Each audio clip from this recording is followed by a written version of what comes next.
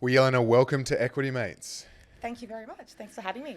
Now, we've got a bunch of questions that have come through from the Equity Mates community. Thank you for sending them through. This is the last Ask an Advisor for the year, but if you do have any more questions, we can answer them in our email, so send them to ask@equitymates.com. And this will definitely be coming back next year. 100%, yes, bigger and better. So today we're going to cover a lot of the questions that have come in about investing. We've got super questions and then some general questions. So let's start with investing, Jelena.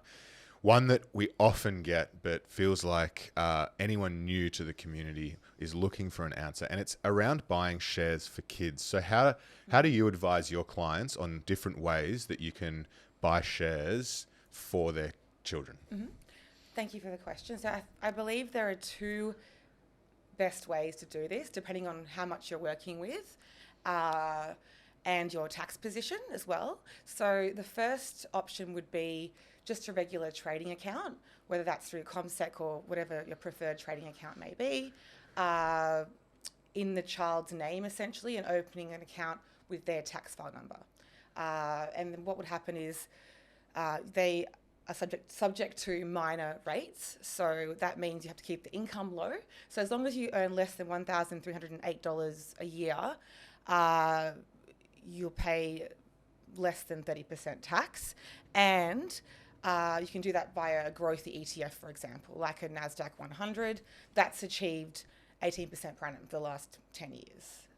So that would keep you below the higher tax bracket and allow you to grow some money there for your kids. Yeah, nice. And the other option would be investment bond. So investment bond, if you're happy to invest in funds and ETFs as opposed to direct equities, an investment bond product is sort of in between a super fund and a trust, where it gives you a concessional tax rate of 30%, and after 10 years, zero tax if you hold it all the way through. If you access it before, you're just subject to the usual tax rates. But so it's accessible to you, but it sort of sits separately from your personal assets. There's no requirement to get a tax file number for your child. There's no capital gains event if you transfer it. Yeah, nice. And change names. Nice. Now, investment bonds have come up a few times on the podcast. Mm-hmm. What are some of the investment bond issuers that you think would be worth Googling and doing our own research on if we're looking just for some names to start our research? Yeah, I think Gen Life is the most flexible and has the widest investment menu in terms of the managed funds and investment options available. They also have tailored investment bonds for particular goals. Like if you want to fund education, for example, or if you've got a broader objective to help your child, you can tailor the investment bond accordingly based on how long you're investing and those sorts of things, and the features of the products. Yeah, and then there's also Centuria, IOOF, a few other providers out there. You can have a look great. at. Yeah. So the next one that's come in, what asset classes are you favouring for your clients at the moment? Yes, so with this question, I would say we have a bit of a balanced approach. Not to be boring, there are a couple of asset classes I'll touch on, but we have a very balanced sort of allocation at the moment, and that's in line with the house view. I agree with that view. I think it's very hard to predict what's going to happen over the next 6 to 12 months, which we never really know, but it's particularly tricky at the moment. Will there be a hard landing, soft landing, no landing? They're all possibilities.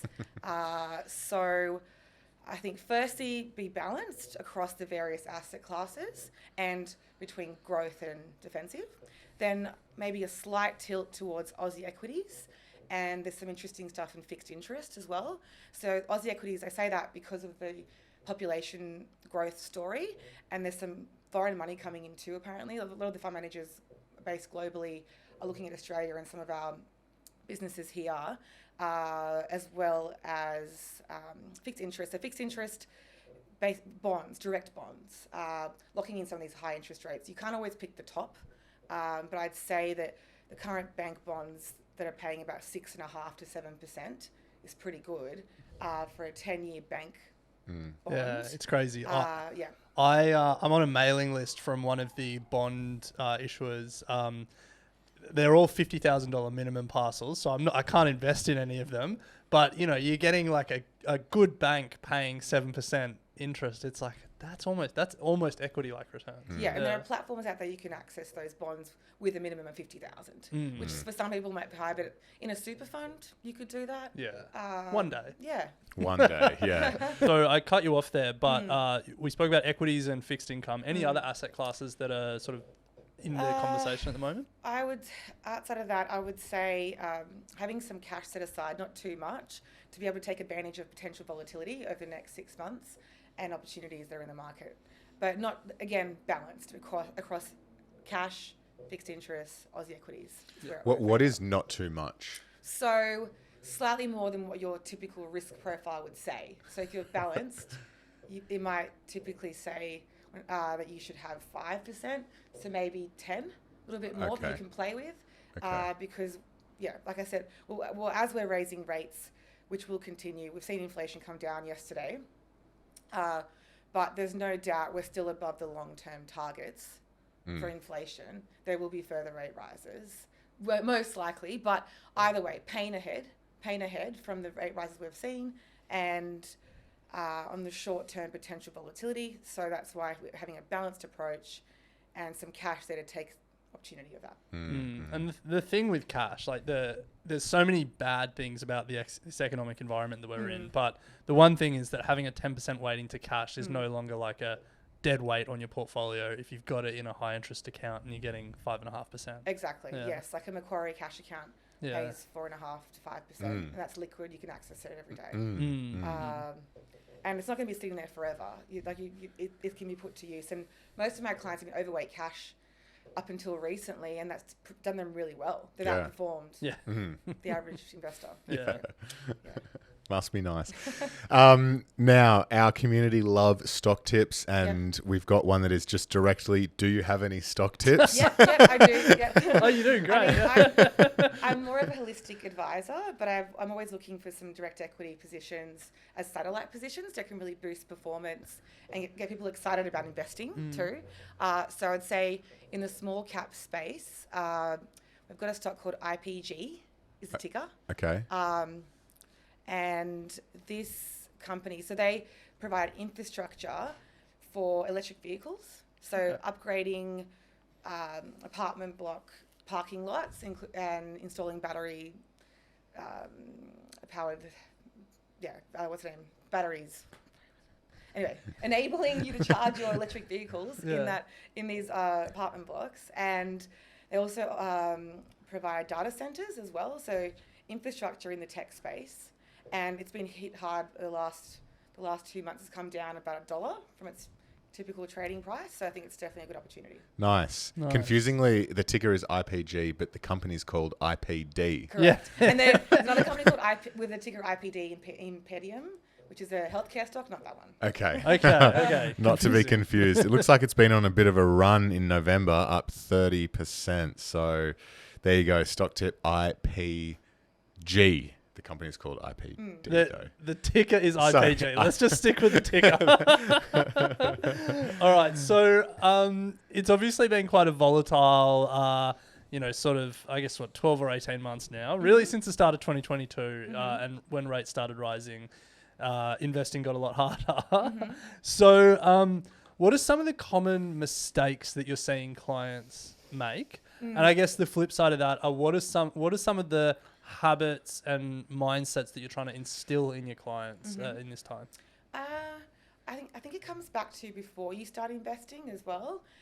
So obviously the classic panic selling at the wrong time, and we've seen that markets recover pretty quickly. Like in the COVID recovery, the market took 3 weeks to recover, a V shape.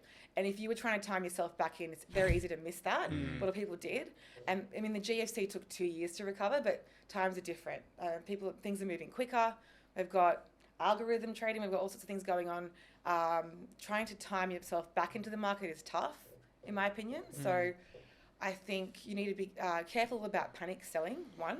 And the way to avoid that, in my opinion, is before you start investing, be well aware of the risks. Have an emergency fund set up that you've got that base that you're comfortable that you'll have enough there even if you were to lose your job. and the money you're investing with, purely use that to grow, and then know how much you're risking. So in equities, it can drop by half, as we've seen in the GFC or the COVID correction, and be prepared for that to happen. But you've got your emergency fund set aside, and you've got a long-term target that you're aiming towards. And how do you advise your clients where to put their emergency fund and what and to know how much their emergency fund should be able to cover in terms of months off work or whatever it may be? Yeah, I'd say about 3 to 6 months of your expenses. But the reason behind that is that's how long you typically would take to find a new job. Statistics show that. I think it's more US based, but could be applied here. That's how long typically it would take you to find a new job and be settled and start receiving a regular income again. So, and then in terms of where to place that, somewhere liquid like Macquarie cash, high interest cash account, or in an offset against your mortgage. Yeah. As two people who have just got mortgages, I literally set up my offset account this morning. It's a very daunting world that we're entering.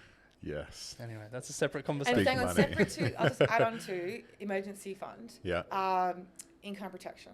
So emergency fund only lasts you 3 to 6 months, and it's based on if you're out of employment, let's say, or whatever reason your income stops.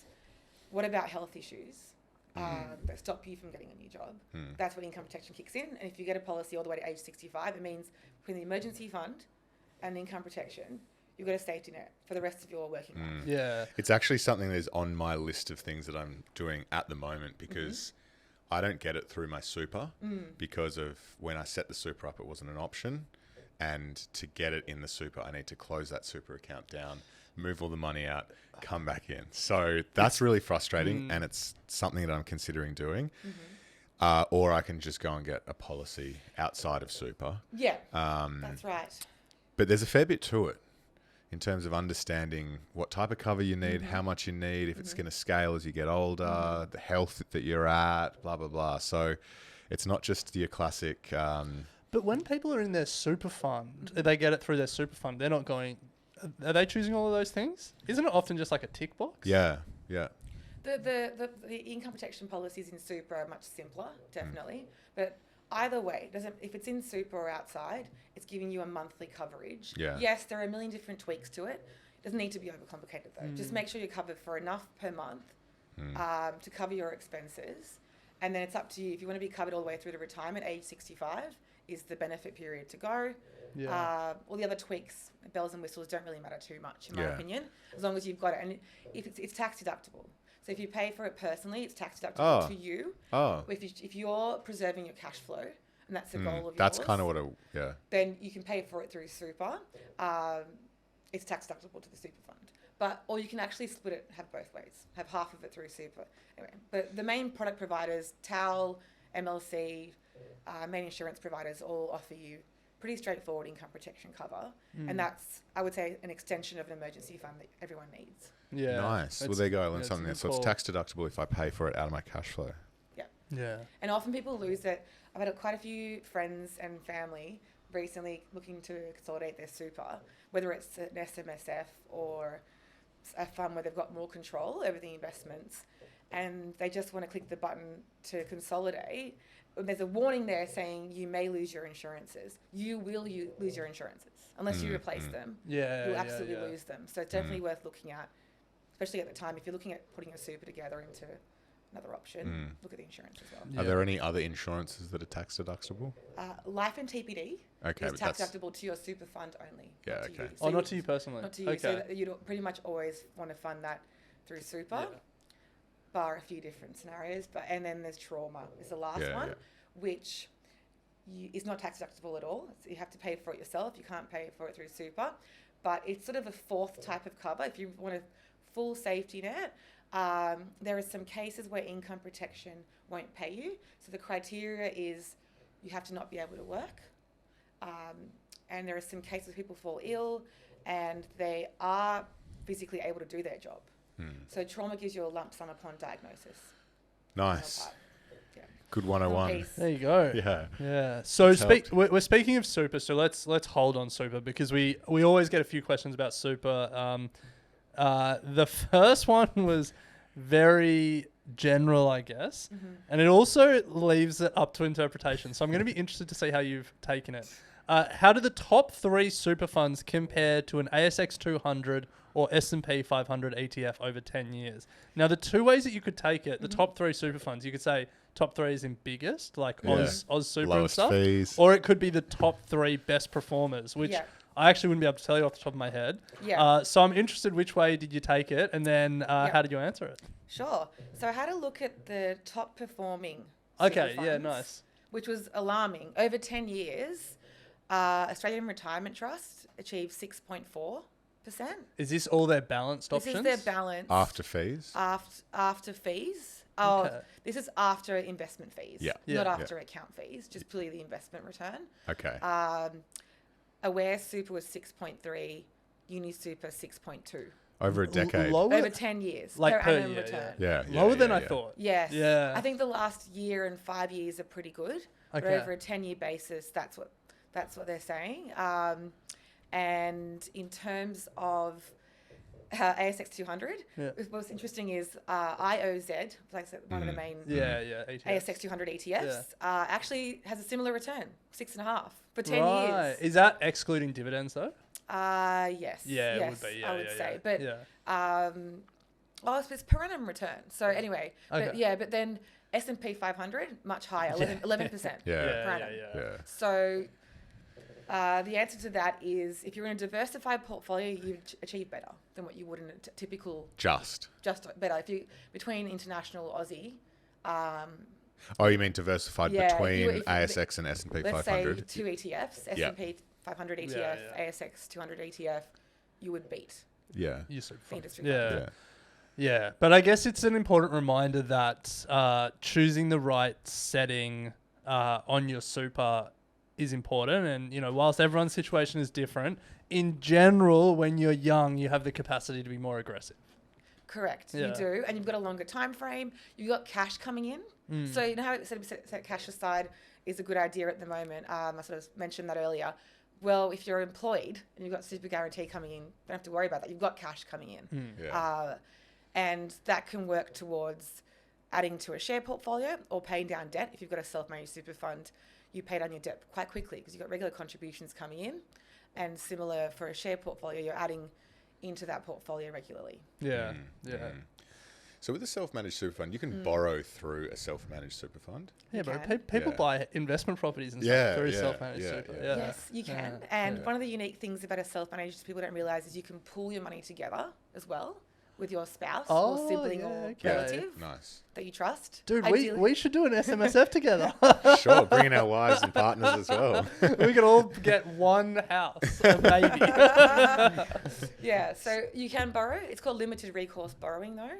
So it's a bit tighter than borrowing your personal name in terms of how much you can borrow, and ultimately it's still within the super environment. You can't touch that asset. And even the cash flow generated from the asset has to go back into the super. You can't use Correct. that It's all to under that super live your umbrella. life. Yeah. But within the under the umbrella, you can do many different things as an SMSF, including borrowing to buy a property. Yes. Yeah.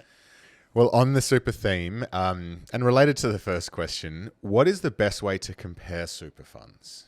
Yes. So advisors do this all the time, but if you don't want to pay for an advisor, what we do as part of the process is we have a list of questions, hard questions, that we use to call up the super fund and ask them.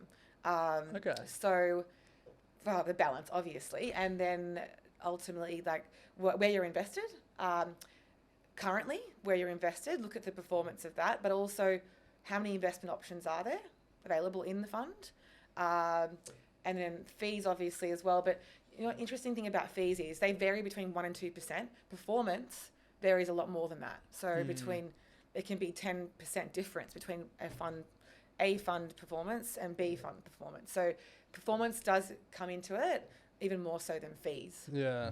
I would say, and availability of investments, how many investments, and then ultimately other things like, is there a binding nomination available, insurance options, long list of questions that matter to you, and then sort of just ask that across the different funds and compare it that way, I would say. Without calling the super fund, it's often quite hard to get a clear view on what they are invested in. They'll say hard. Yeah, they'll say Australian securities or private equity, but it's like, what is that? And so it feels like the solution is you've just got to give them a call and find out. But even in that case, though, yes, they'll give you certain information, but that's one of the downsides of industry funds. They are cheap and a great solution if you're under a certain balance, in my opinion.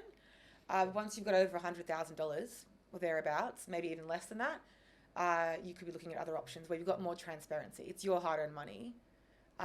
You don't actually have a right to know in some of these investment options. That's the way the industry funds are run. what other options? Other options are wrap super funds, where they wrap the reporting up for you. That's the term wrap is used for that. They do the reporting for you, but they offer a very wide sort of list of investments you can choose from and manage it yourself, essentially like a self-managed, but without the tax liabilities and paperwork that you have to do when you're running a self-managed. And the cost is sometimes similar. We don't realize they call them retail funds as well, or super wraps. The cost can be quite similar to an industry fund, depending on which industry fund you're in. Yeah. And the investment options can be hundreds or thousands more than what you might have in the industry fund. Yeah. We actually had another question around industry funds, not just about investment options, which I agree, it's often hard to find. And then you open the AFR and you see that Australian super is now like standing in the way of Origin's acquisition. And it's like, well, that's... Yeah, you're not. Where do you see that show up in your investment report? But anyway, that's another conversation.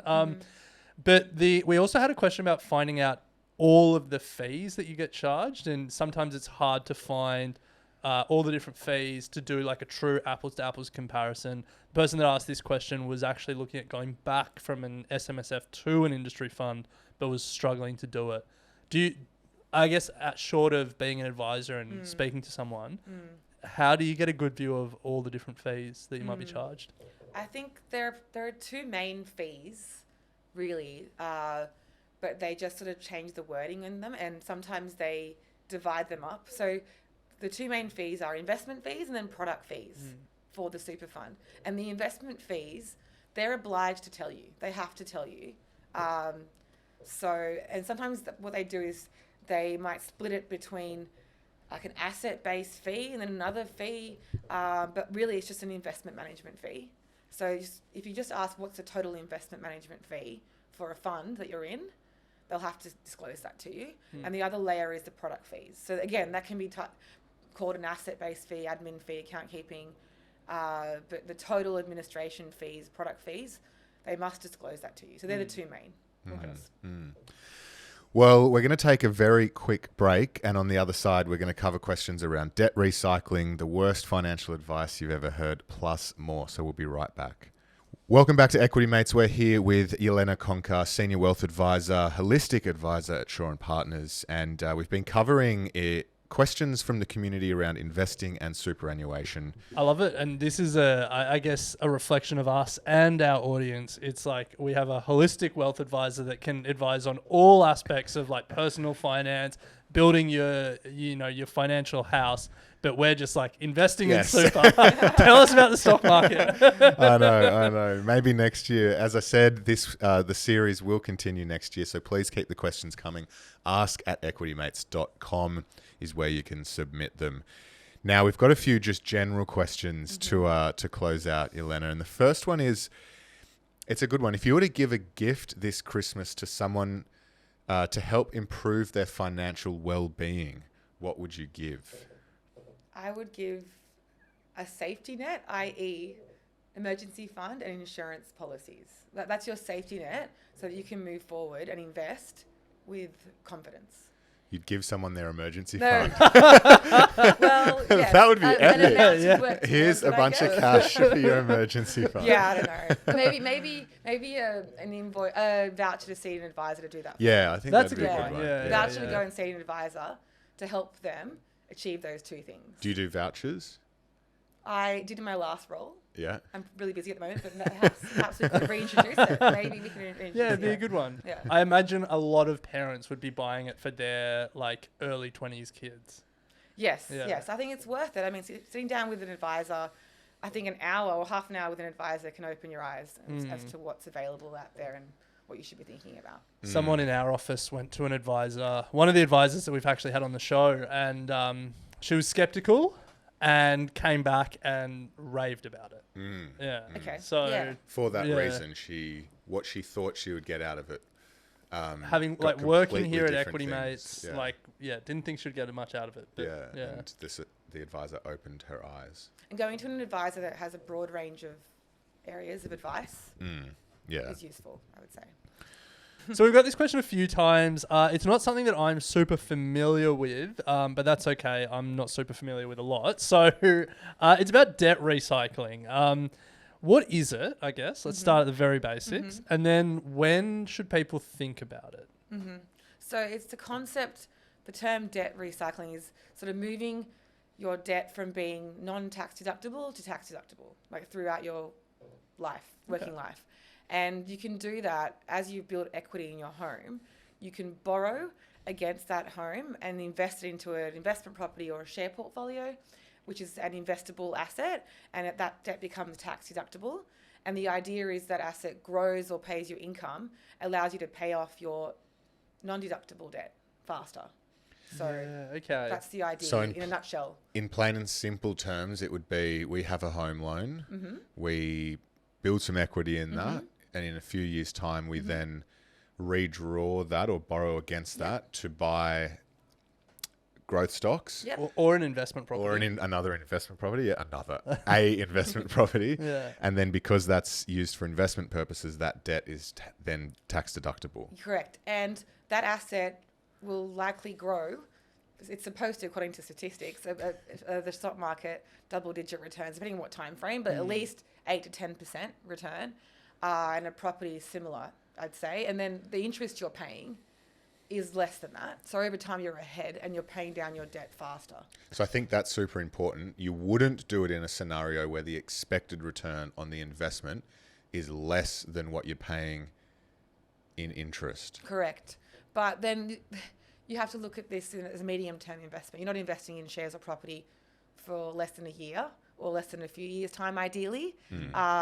And over that time frame, it should achieve more than what the interest you're paying, generally speaking. Yeah.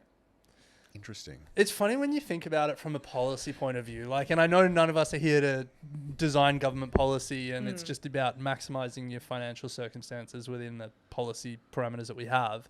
But when you think about it like that, it's strange that an investment loan to buy a house is tax deductible, but a loan to buy a house for an owner-occupier isn't. Just from a policy point of view and how we're trying to what incentive structures we're trying to build into the system, it seems strange. Yeah. Anyway, let's not get down that rabbit hole. Because it'd be ideal if it was owner-occupied as well, but anyway. I mean, it would be great. Yeah. Or if it was you wanted to take the heat out of the housing market, you'd say, well, this just gets into the whole negative gearing conversation. Exactly. Yeah. Falls into that category. I would be all for making more incentives to make stock market investing more. Anyway. And so do you see a lot of clients doing debt recycling? Not really. So often we have to open their eyes to it. They've got available equity. They've got a high income. They've got an emergency fund. Why aren't they doing that? They could unlock some capital there and grow their wealth further and faster. And pay off their their non-tax deductible debt faster. Yes. There you Good. go. A new concept. Something to think about. Yeah. We're still a little bit away from that. I think. I was just thinking, I haven't even paid one mortgage payment yet. So well, I guess that's probably a good question, because a lot of people listening would be a little bit further than Bryce and I, and they've started paying off a mortgage. How much, maybe as a percentage of the house or of the apartment, how much equity should they have before debt recycling becomes part of the conversation? I would look at it as a dollar figure. But if you've got a couple $100,000, that's enough to do something. I would say.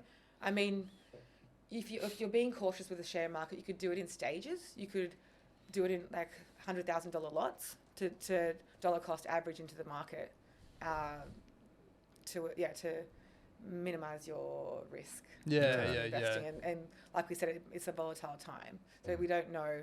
It could be a difficult 6 to 12 months in markets. You could go backwards. Yeah, But if true. you're doing it gradually, then you're more likely to achieve a better result on a 2 or 3 year basis. Yeah. Take it out and buy the 8% bonds that are getting. Yes, exactly. Yeah. So we actually have clients who are doing this, borrowing into bonds. It's a very safe investment, and ultimately you're achieving 2% return on something that net after the borrowing costs. You're borrowing for 6 and you're getting whereas paid out. you achieve nothing if you weren't doing it at all. So Yeah. Well, you're achieving the 2% net and you're getting the tax deduction. deductibility Correct. for the Yeah. 6. Yeah. putting in a tax position where you're doing it, if you're doing it in personal name or Yeah. super. It's interesting. Interesting, All right. yeah. Well, I'm glad we asked that question because it's opened my eyes. The final questions we have are, I guess, two sides of the same coin. We'll ask them separately, but they're the best and worst pieces of financial advice. Let's start with the worst so we can finish on a positive note with the best. So you've been an advisor for a number of years. I'm sure you've heard a lot of advice, and I'm sure you've heard a lot of opinions from clients as well. What's some of the worst that you've heard? The worst thing that I've heard, and that bothers me the most, especially at the moment, is when people are certain about the future, when they sort of they're so adamant about a particular outcome, and that includes professionals more so than clients. That irks me the most, and it's so transparent when they're trying to push their own product, but clients could fall for it. I mean, if you sit there listening to, let's say, a defensive investment fund. Name names.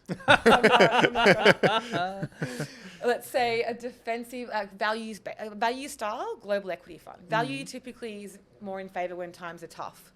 So they're bears, naturally bears, trying to promote their own fund, saying markets will be down 30% next year. Yeah. That's a typical example of a bear and pushing their own product. And they're very adamant on the fact that it's going to be down. And I'm like, hang on a second. What about my clients that that obviously that we see a potential scenario of soft landing, hard landing, no landing, and various economists around the world have all these different opinions. Why are you the expert? Yeah. How do you know what's going to happen? And it's transparent, basically. Nice. Yeah. Yeah. So avoid people that have certain predictions about the future. They're too certain about it. Yeah, I like that. Yes. Yeah. Well, on the flip side, what's the best piece of financial advice you've had? The best piece is from one of my idols, Susie Orman. She's a financial expert from the US. Okay. Her main sort of saying is people first, then money, then things. And that sort of the point of it is you should put your relationships first. Money is the next most important thing, having financial security, and things are last. So really, when you go to buy that thing you don't really need to impress the person you don't really care about, think twice about that. Yeah. Awesome. Love that. Great way to finish. Well, thank you so much, Jelena. It's been an absolute pleasure. And thank you again to the community that submitted all of those questions. Ask@equitymates.com to keep sending them through, and we'll make sure that we get them in for the first episode back in 2024. But it's been an absolute pleasure. Thank you very much. Thank you. Thanks for having me.